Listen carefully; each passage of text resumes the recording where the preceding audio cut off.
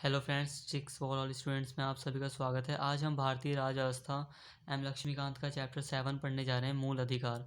अगर आप मेरे चैनल पर नए हैं तो प्लीज़ चैनल को सब्सक्राइब करके मुझे मोटिवेट कीजिए। तो चलिए शुरू करते हैं। हमारा पहला टॉपिक है मौलिक अधिकार, कि आखिर मौलिक अधिकार क्या हैं। तो ऐसे अधिकार जो किसी व्यक्ति के व्यक्तित्व के विकास के लिए आवश्यक होते हैं, उन्हें हम मौलिक अधिकार कहते हैं। ऐसे अधिकार जो किसी के व्यक्तित्व के विकास के लिए आवश्यक है, जिनसे एक व्यक्ति अपने व्यक्तित्व का विकास करता है, मतलब अपना विकास करता है, उन्हें हम मौलिक अधिकार कहते हैं। जैसे कि अगर व्यापार करने की स्वतंत्रता नहीं होगी तो व्यक्ति क्या कमाएगा, कैसे अपना विकास करेगा। तो कुछ ऐसे अधिकारों के बारे में आज हम चर्चा करेंगे। तो चलिए आगे बढ़ते हैं। जो ये मौलिक अधिकार हैं, इन्हें संविधान के भाग 3 में, जैसे कि आप जानते हैं ना, संविधान के 22 भाग हैं। तो संविधान के भाग 3 में अनुच्छेद 12 से 35 तक में वर्णित किया गया है। राज्य की परिभाषा। तो राज्य की परिभाषा अनुच्छेद 12 में की गई है। अभी जितने भी अनुच्छेद आगे आएंगे हम उसमें पढ़ेंगे कि जितनी भी मौलिक अधिकार हैं वो राज्य के विरुद्ध हैं। तो आखिर उस राज्य का मतलब क्या है, तो संविधान निर्माताओं ने हमें उसकी परिभाषा भी दे दी है कि उस राज्य का मतलब क्या है। तो यहाँ पर राज्य का मतलब है केंद्र सरकार, भारत की संसद, राज्य सरकार, राज्य विधानमंडल, मेनली रूप से केंद्र सरकार और राज्य सरकार हैं। और इनके अंतर्गत जितनी भी संस्था कार्य कर रही हैं वो राज्य के अंदर आती हैं। जैसे कि स्थानीय निकाय, नगर पालिकाएँ, पंचायत, जिला बोर्ड, जो सरकार की ओर से कार्य कर रही हैं वो सब की सब क्या हैं, राज्य हैं। कुछ संस्थाएं भी हैं जैसे कि गैर संवैधानिक और वैधानिक, मतलब लीगल और इलीगल कुछ निकाय हैं, जैसे कि LIC वगैरह, जो कि स्टेट की ओर से, मतलब सरकार की ओर से कार्य कर रही हैं, तो वो भी राज्य के अंदर आती हैं। अब हम आगे बढ़ते हैं। इसके ही साथ में इस विषय पर ही सुप्रीम कोर्ट के अनुसार कोई भी निजी इकाई या एजेंसी जो बतौर राज्य की संस्था काम कर रही हो, राज्य के अर्थ में आती है। मतलब सुप्रीम कोर्ट ने कहा है कि जो भी संस्था राज्य के लिए कार्य कर रही है या राज्य की संस्था के रूप में कार्य कर रही है वो राज्य के अर्थ में आती है। मूल अधिकारों से असंगत विधियाँ। अनुच्छेद 13 में इसका वर्णन किया गया है कि ऐसा कानून जो मूल अधिकारों का उल्लंघन करता है उसका अर्थ जो है वो शून्य है। शून्य का मतलब जीरो, उसका कोई अर्थ ही नहीं है। ऐसा कानून जो मूल अधिकारों का उल्लंघन करेगा उसका होना ना होना बराबर है, मतलब वो कानून ही नहीं है। ऐसे कानूनों को जो मूल अधिकारों का उल्लंघन करते हैं उन्हें सुप्रीम कोर्ट या हाई कोर्ट अवैध घोषित कर सकते हैं। ठीक है, पहले समीक्षा करते हैं उस कानून की कि वो कानून मूल अधिकार का उल्लंघन कर रहा है या उसका अल्पीकरण कर रहा है, मतलब कम कर रहा है उसको। अगर वो ऐसा कर रहा है तो उसको अवैध घोषित कर देते हैं और फिर वो कानून रद्द हो जाता है। सुप्रीम कोर्ट के पास ये अधिकार है अनुच्छेद 32 के अंतर्गत, और हाई कोर्ट के पास ये अधिकार है अनुच्छेद 226 के अंतर्गत। अब वो चाहे वो विधि या कानून स्थायी हो, मतलब संसद वगैरह के द्वारा बनाया गया हो, अधिनियम के रूप में बनाया गया हो, अस्थायी हो, कुछ समय के लिए बनाया गया हो, या प्रथा हो। कई बार रूढ़िवादी प्रथाएं भी चली जा रही हैं कुछ कानूनों की, जो कि मूल अधिकारों का उल्लंघन कर रही हैं। जैसे अस्पृश्यता आप ले सकते हो, जिसको अब मूल अधिकारों के अंतर्गत क्या कर दिया गया है, अवैध घोषित कर दिया गया है, इलीगल घोषित कर दिया गया है। तो चाहे वो कानून कोई सा भी हो। अब हम बात करते हैं हमारे समानता का अधिकार। पहला मौलिक अधिकार कौन सा है, समानता का अधिकार। इसका वर्णन अनुच्छेद 14 से अनुच्छेद 18 तक किया गया है। इसमें अनुच्छेद 14 पहला है, विधि के समक्ष समता और विधियों का समान संरक्षण। अनुच्छेद 14 कहता है, अनुच्छेद 14 में कहा गया है कि राज्य भारत के राज्य क्षेत्र में किसी व्यक्ति को विधि के समक्ष समता या विधियों के समान संरक्षण से वंचित नहीं करेगा।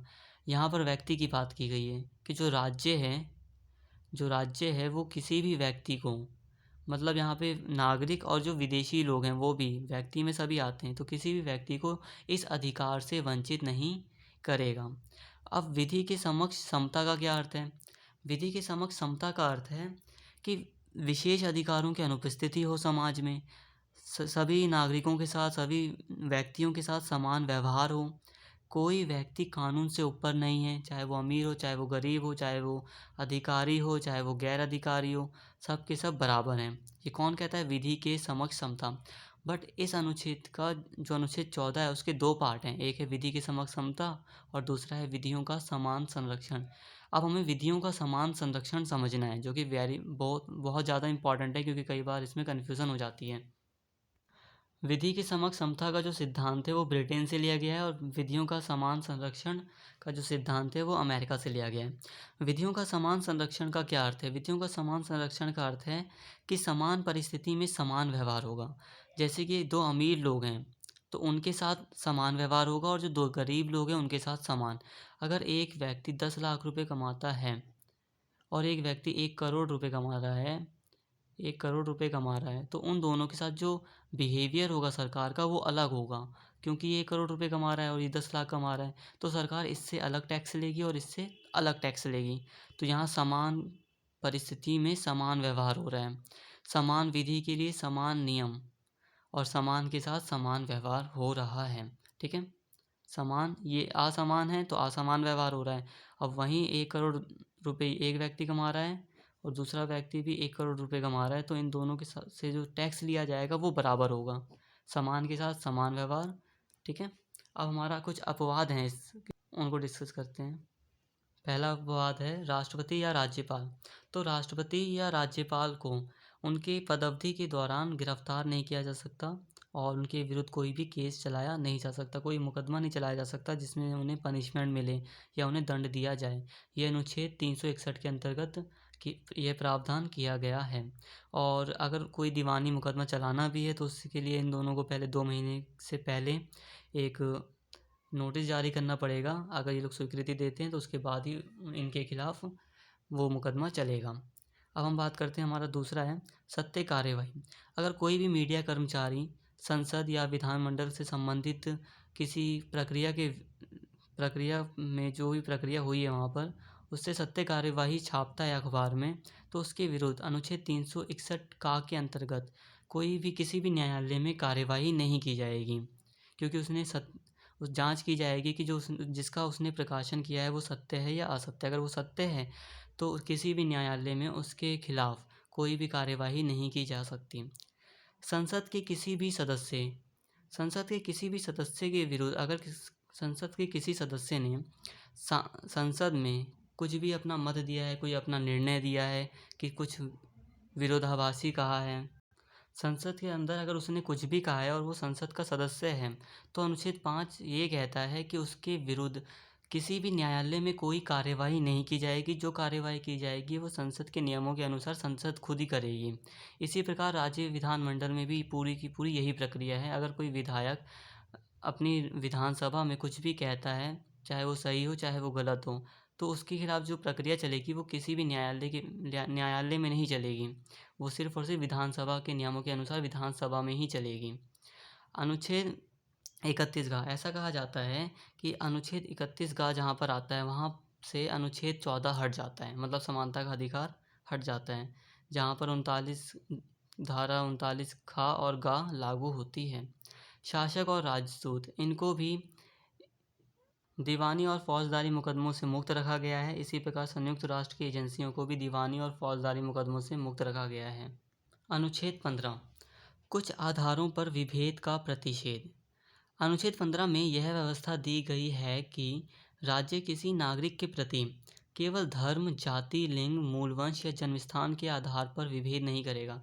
यहाँ पे कहा गया है केवल, मतलब धर्म, जाति और लिंग और मूलवंश और जन्मस्थान के आधार पर भेदभाव नहीं करेगा, अन्य आधारों पर भेदभाव किया जा सकता है। इसका मतलब ये है, ये पहली व्यवस्था है जो कि राज्य के विरुद्ध है, राज्य को चेतावनी दे रही है कि राज्य नहीं करेगा।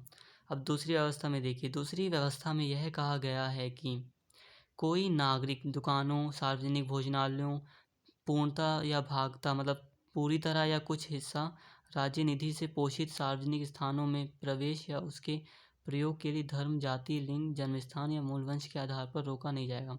किसी भी नागरिक को कोई अन्य नागरिक दुकानों में प्रवेश से रोक नहीं सकता। अगर वो सार्वजनिक भोजनालय है, वहाँ पे सभी लोग आ रहे हैं, तो किसी को रोकेगा वो नहीं।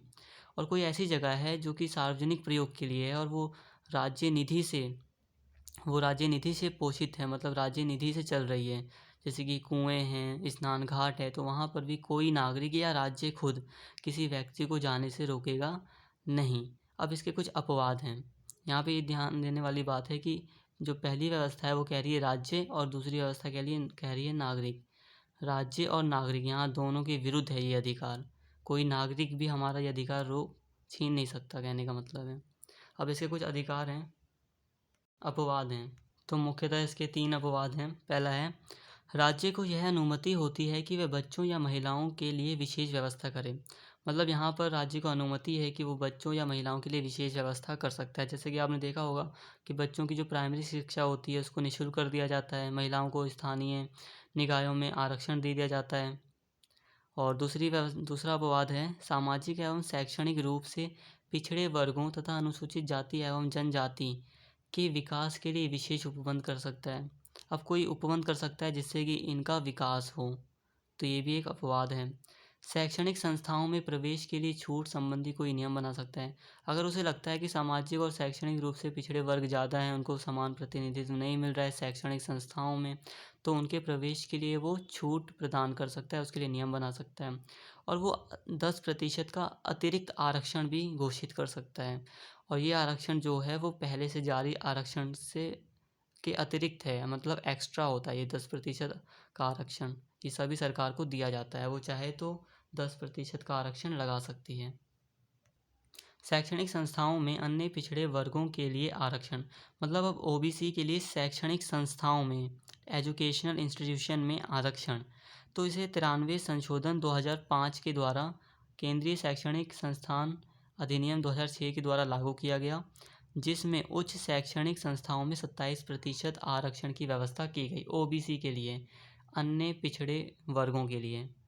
और इसके अंतर्गत क्रीमी लेयर की व्यवस्था की गई। क्रीमी लेयर के अंतर्गत आने वाले लोगों को इस आरक्षण का फ़ायदा नहीं मिलेगा, इसमें ये व्यवस्था की गई। जिनकी सैलरी 8 लाख से ऊपर है उनके बच्चों को ये फ़ायदा नहीं मिलेगा। ऐसी कई सारी व्यवस्थाएं इसमें की गई। आर्थिक रूप से कमज़ोर वर्गों के लिए आरक्षण, आर्थिक रूप से कमज़ोर वर्गों के लिए आरक्षण हो रहा है, वो भी किस में हो रहा है, शैक्षणिक संस्थाओं में। तो 103वें संशोधन अधिनियम 2019 के द्वारा ये व्यवस्था की गई, जिसमें 10% का आरक्षण दिया गया था। अब हमारा अगला अनुच्छेद है 16। इसमें ये व्यवस्था की गई है, लोक नियोजन के विषय में अफसर की क्षमता। ये लोक नियोजन के विषय में अफसर की क्षमता की बात करता है। अनुच्छेद 16 में यह व्यवस्था की गई है कि राज्य के अधीन किसी पद पर नियुक्ति से संबंधित विषयों में सभी नागरिकों के लिए अवसर की समता होगी। मतलब जितनी भी सरकारी नौकरियां हैं उनमें सभी को समान अवसर मिलेगा। पर इसके भी 4 अपवाद हैं। पहला अपवाद है, संसद किसी विशेष रोजगार के लिए निवास की शर्त आरोपित कर सकती है। मतलब अगर संसद चाहे तो वो निवास की शर्त लगा सकती है कि यहाँ के निवासी ही इस नौकरी के लिए योग्य होंगे, जैसे कि तेलंगाना और आंध्र प्रदेश में आज भी लागू है। राज्य नियुक्तियों में आरक्षण की व्यवस्था कर सकता है। अगर राज्य को लगता है कि इस जाति के लोगों का सही प्रतिनिधित्व नहीं है गवर्नमेंट जॉब में, तो वो नियुक्तियों में आरक्षण की व्यवस्था कर सकता है, उसके पास ये अधिकार है। विधि के तहत किसी संस्था में धार्मिक आधार पर व्यवस्था भी की जा सकती है, कानून के तहत, कानून के दायरे में रहकर। 10% का अतिरिक्त आरक्षण, जैसा कि मैंने पहले बता दिया, तो यहाँ पर भी 10% का अतिरिक्त आरक्षण लगाया जा सकता है। बट ये किस में लगाया जा रहा है, ये नौकरियों में लगाया जा रहा है। और हमने पिछले में बात की थी, वो थी एजुकेशनल इंस्टीट्यूशन में, शैक्षणिक संस्थाओं में। अब हम बात करते हैं मंडल आयोग। मंडल आयोग और उसके परिणाम। तो 1989 में बीपी मंडल की अध्यक्षता में इस मंडल आयोग का गठन हुआ था। ठीक है, ये बीपी मंडल संसद सदस्य थे उस समय। द्वितीय पिछड़ा वर्ग आयोग था ये, इससे पहले भी एक बन चुका था। ओबीसी के लिए 27% आरक्षण की सिफारिश की इस आयोग ने सरकारी नौकरियों में। 1990 में वीपी सिंह सरकार ने ओबीसी के लिए 27% के आरक्षण की घोषणा की। इसके अतिरिक्त 1991 में नरसिंह राव ने 10% का अतिरिक्त आरक्षण लाने की कोशिश की जो जनरल कैटेगरी में गरीब लोग हैं उनके लिए, बट उसको अस्वीकार कर दिया गया। प्रसिद्ध मंडल केस 1992 में सुप्रीम कोर्ट ने कहा कि जो कुल आरक्षण होना चाहिए वो 50% से ज़्यादा नहीं होना चाहिए। क्रीमी लेयर को बाहर रखा जाए, मतलब जो क्रीमी लेयर है उसके अंतर्गत आने वाले लोग हैं उन्हें आरक्षण का फ़ायदा ना हो, और जो प्रमोशन होता है उसमें आरक्षण ना दिया जाए। हालांकि शुरुआती 5 सालों तक प्रमोशन में भी आरक्षण था। इसके अतिरिक्त कुछ अन्य व्यवस्था सुप्रीम कोर्ट ने की कि इन आरक्षण इनको मिलना चाहिए, इनको नहीं मिलना चाहिए, और उसी के अकॉर्डिंग सरकार ने कई सारी व्यवस्थाएं भी की हैं। सार्वजनिक रोजगार में आर्थिक रूप से कमजोर वर्गों (ईडब्ल्यूएस) के लिए आरक्षण। इसकी व्यवस्था 103वें संशोधन अधिनियम 2019 के द्वारा की गई। इसमें चाहे वो किसी भी कैटेगरी के हों, बट अगर वो आर्थिक रूप से कमज़ोर हैं और उनके पास इसका कार्ड है या प्रमाण पत्र है इसका, तो उन्हें इस आरक्षण का लाभ मिलेगा। इसके बाद हमारा अगला टॉपिक है अस्पृश्यता का अंत। अनुच्छेद 17 अस्पृश्यता को समाप्त करता है। इसके लिए कई दंडनीय अपराध हैं, कानूनी अपराध हैं ये। इसके अतिरिक्त इसके लिए कई अधिनियम बनाए गए। अस्पृश्यता शब्द को ना तो संविधान में और ना ही अधिनियम में परिभाषित किया गया है। इसका ऐतिहासिक अर्थ लिया जाता है कि सामाजिक निर्योग्यता, मतलब समाज में रहने लायक। कई लोग समझते हैं कि कुछ जातियों के लोग ऐसे हैं जिन्हें समाज के निर्योग्य हैं, समाज में रहने लायक नहीं हैं, तो उनको अस्पृश्यता के तहत उनका शोषण होता था। अनुच्छेद 18 उपाधियों का अनुच्छेद 18 उपाधियों का अंत करता है। इसमें कहा गया है कि सेना या विद्या संबंधी सम्मान के सिवाय, इसमें सम्मान की बात की गई, ठीक है, ये उपाधि नहीं है। सेना या विद्या संबंधी सम्मान के सिवाय और कोई उपाधि प्रदान नहीं की जाएगी।